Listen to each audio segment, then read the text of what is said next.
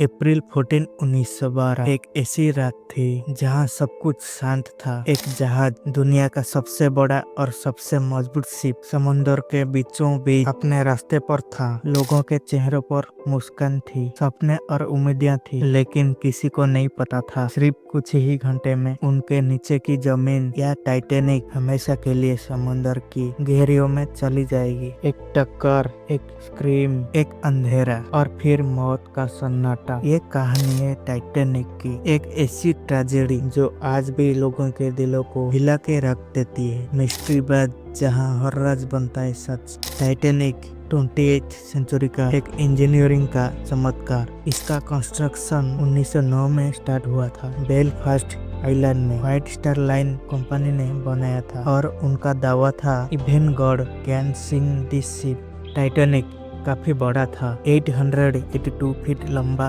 और 175 फीट ऊंचाई तक। इसमें 16 वाटर टाइट कंपार्टमेंट थे जो उसे अनसिंकेबल बनाता था। फर्स्ट क्लास में किंग जैसे सुविधाएं थी, जैसे swimming pool, gym, squash court और लग्जरी डाइनिंग हॉल। यह एक फ्लोटिंग प्लेस था, लेकिन किस्मत को कुछ और ही मंजूर था। 10 अप्रैल 1912 टाइटैनिक ने अपना पहला सफर स्टार्ट किया। साउथ एम्पटन से न्यूयॉर्क के लिए। जहाज में 2200 से ज्यादा लोग, अमीर बिजनेस लोग और टाइटैनिक का स्टाफ। टाइटैनिक में सफर करना एक स्टेटस सिंबल था। पहले कुछ दिन सब कुछ परफेक्ट था, लेकिन आइसबर्ग वार्निंग मिल रही थी। 1-2 नहीं, पूरा 6 बार वार्निंग आई थी, लेकिन ज्यादा सीरियस नहीं लिया गया। कैप्टन स्मिथ, जो अपना कैरियर का अंतिम सफर कर रहे थे। 14 अप्रैल की रात, टेम्परेचर 0 के नीचे और समुद्र एकदम शांत। वॉचमैन ने बाइनोकुलर्स नहीं लिया था क्योंकि वो गलती से लॉकर में बंद हो गया था। 11:40 पर एक shot I iceberg write head, लेकिन देर हो चुकी थी। टाइटैनिक ने नीचे आइसबर्ग में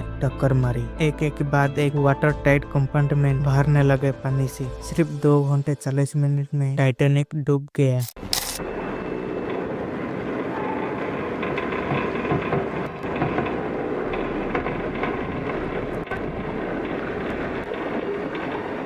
-1912 में जिस रात टाइटैनिक के साथ में हादसा पेश आया था, उस वक्त वो कनाडा के न्यू फाउंडलैंड से 700 किलोमीटर दूर अंधेरे समुद्र के बीचों बीच मजबूत थी। हादसे के वक्त उसमें टोटल 2240 लोग सवार थे, जिसमें से 1500 लोग अपने जान गंवा बैठे। वो जिसको अनसिंकेबल कहा जाता था, वो कुदरत की ताकत के सामने देखते ही देखते काले समुद्र की नजर हो गई। आइसबर्ग टकराने से लेकर शिप के डूबने तक जो कुछ भी हुआ, उसका रिकॉर्ड उन आई विटनेस के सिवा और किसी के पास नहीं था, जो खुद ठंडे पानी से लड़ने मसरूफ थे। पहली रेस्क्यू शिप आरएमएस कार्पेथिया भी टाइटैनिक डूबने के 1.5 घंटे के बाद वहां पहुंची थी। वो भी खुशकिस्मती थी कि उनको टाइटैनिक का इमरजेंसी मैसेज मिल गया था, वरना जो लोग ठंडे पानी में जिंदगी और मौत का जंग लड़ रहे थे, उनकी जान भी नहीं बचती। और टाइटैनिक के हादसे के बारे में आज तक किसी को भी मालूम नहीं पड़ता। इन्वेस्टिगेशन दौरान पहले किसी को भी मालूम नहीं था कि शिप के साथ हुआ क्या है, लेकिन फिर बचने वालों ने बताया कि शिप की एक आइसबर्ग से टक्कर हुई थी। इन बयानों को मौके पर मजबूत आइसबर्ग को देखकर कंफर्म भी किया गया, जिस पर टाइटैनिक का रेड पेंट अभी तक लगा हुआ था। हादसे के बाद आई विटनेस और एविडेंस को देखते हुए इन्वेस्टिगेशन रिपोर्ट में बताया गया कि टाइटैनिक के राइट साइड में आइसबर्ग ने 300 फुट बड़ा सुराग छोड़ दिया था, यानी टाइटैनिक की पूरी साइड का 1/3 हिस्सा फट गया। पर दूसरी तरफ आई विटनेस का कहना था कि शिप को डूबने में करीब 2.5 घंटे लगे थे। पर इन्वेस्टिगेटर का मानना है आइसबर्ग ने वाकई टाइटैनिक पर 300 फीट बड़ा सुराग छोड़ा था, कि उसको 2.5 घंटे में नहीं बल्कि उसको 4 मिनटों में ही डूब जाना था। पर सच्चाई क्या थी यह उस पर किसी को भी मालूम ना पड़ सका। सच्चाई जानने के लिए जरूरी था कि टाइटैनिक शिप को ढूंढा जाए। कई सालों तक टाइटैनिक की तलाश जारी रही और हर गुजरते साल मिस्ट्री और ज्यादा संगीन होती गई। आखिरकार 1985 में टाइटैनिक का मलबा